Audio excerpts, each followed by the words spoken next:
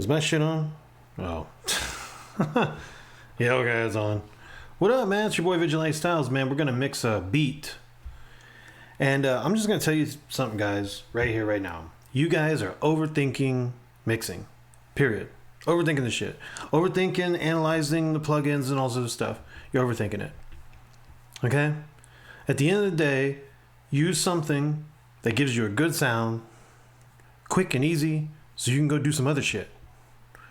And it'll give you a sound that's better than most people who sit there and pour over their mixes all fucking day in Pro Tools.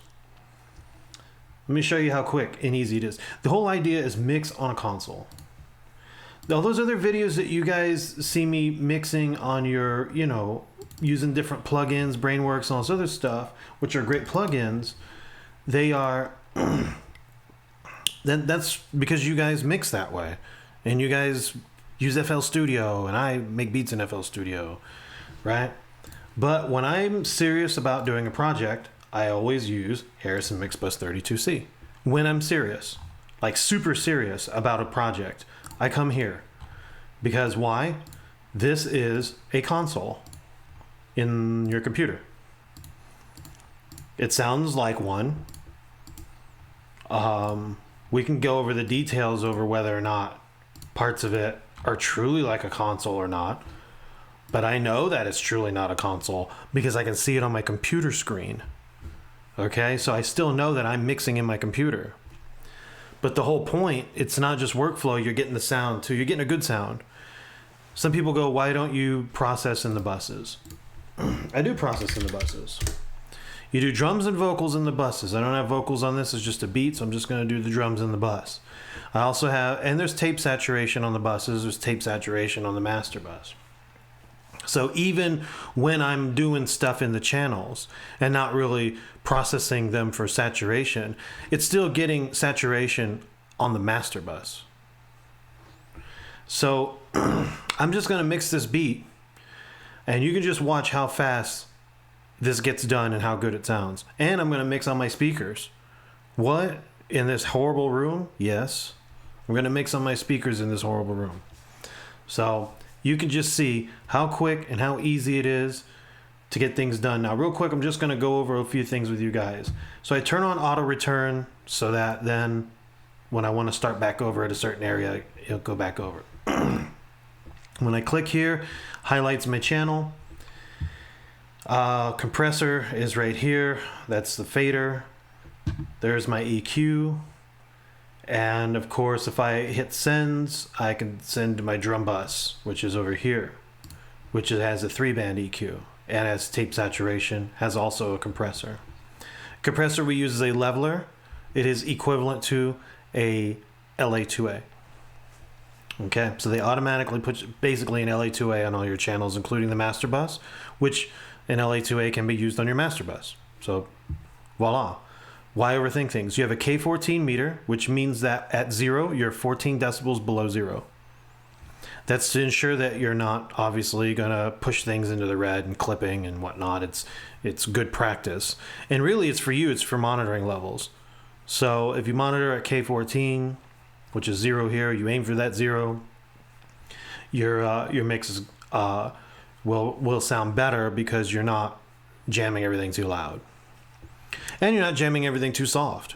So you'll get a good, nice sounding mix and clean mix at that. It's also good for exporting too. If you export at that, you're 14 decibels below main 0, right? To ensure that there's obviously you're preserving all your transients and you're not clipping. So it's excellent for mastering. Mastering engineer will want to kiss you if he's that kind of guy. And if not, he'll want to shake your hand if he's just a normal guy. But either way, your mastering engineer will be happy with you, and that's a good thing. And if you're the mastering engineer, you'll be happy with yourself. You can kiss and shake your own hands and do whatever you want to yourself. So anyway, here we go. Let's start mixing.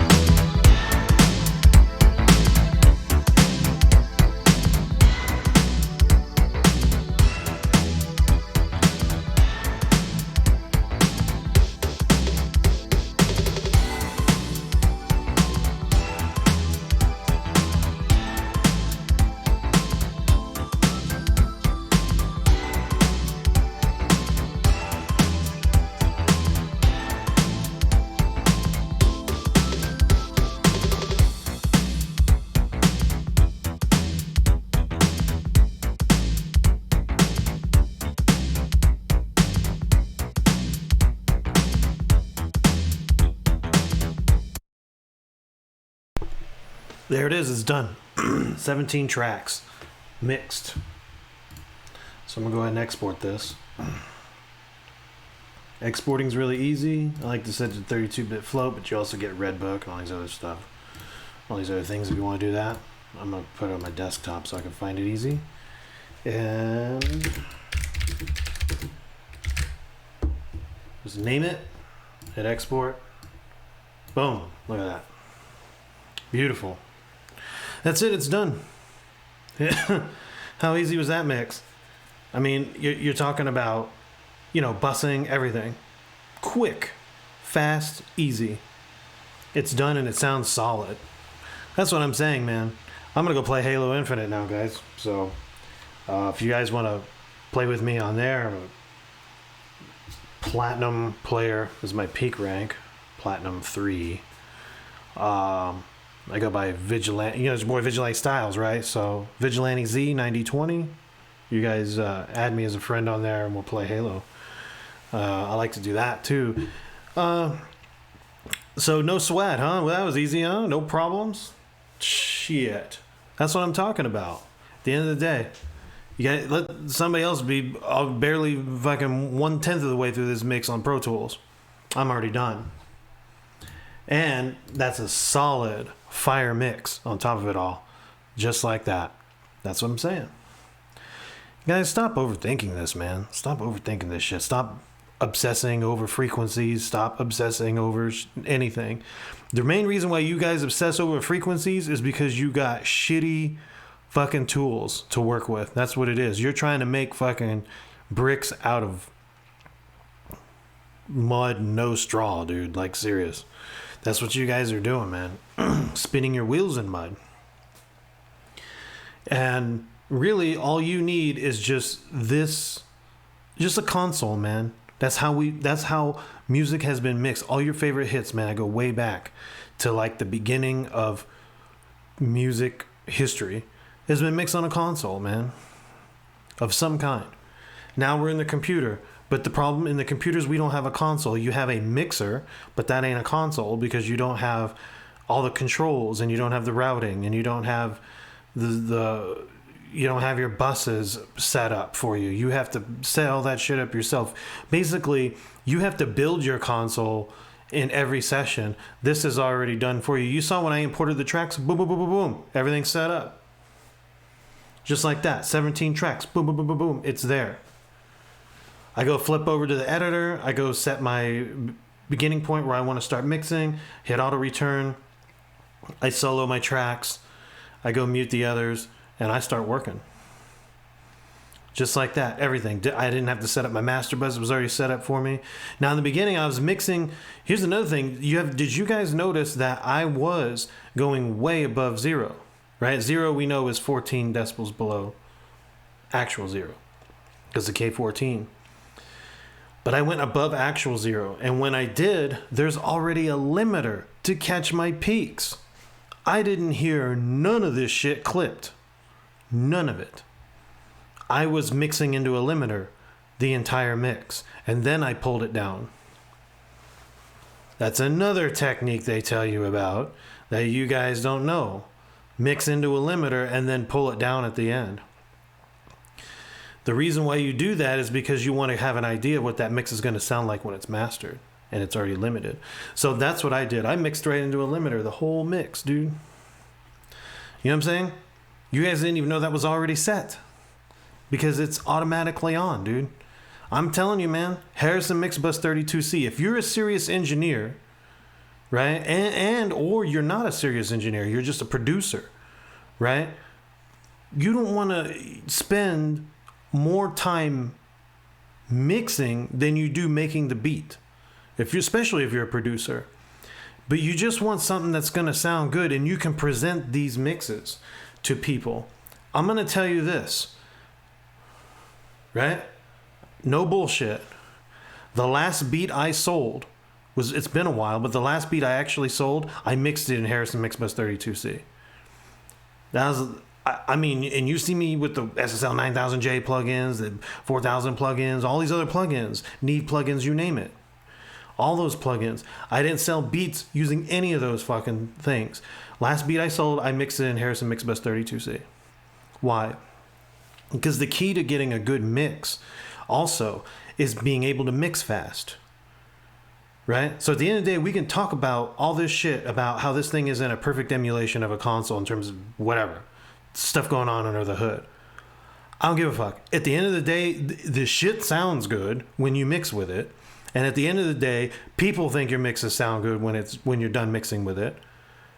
And on top of it all, the even bigger thing is you get the mix done in like 5-10 minutes. And you can go live your life. You can go do other stuff. Like you can, like if you're somebody who works for a living during the daytime, then at nighttime, once you got priorities, hanging out with kids and the wife and whatnot, and maybe spending some time with your friends and whatnot, but you still have your passion for music. Do you want to be sitting over there spending all week on a fucking mix because that's the only amount of time you have? Or would you like to be able to mix that song, be done in 10 minutes? The shit sounds solid. Like the mix sounds fire on top of it all because you got good equipment. And then, you know, your mastering is literally nothing, like ozone or whatever the hell you want to put on it. You know, and then that's it. Literally, actually, this mix is so fire, so quick and so easy and so fire. You could literally take this mix, throw ozone on it, master assistant, and it's done. Then you wouldn't even have to change anything because your mix is already that fire already. Like, that's the whole point. They said that ozone works better when the mix is really good. The mix is fire. That's a fire mix. And you're done. I'm done. I'm fucking done, already done with it. I'm over here spending more time talking to you guys than actually doing mixing. That's what I'm saying. At the end of the day, yeah, you got to learn a new DAW, but this DAW is a console.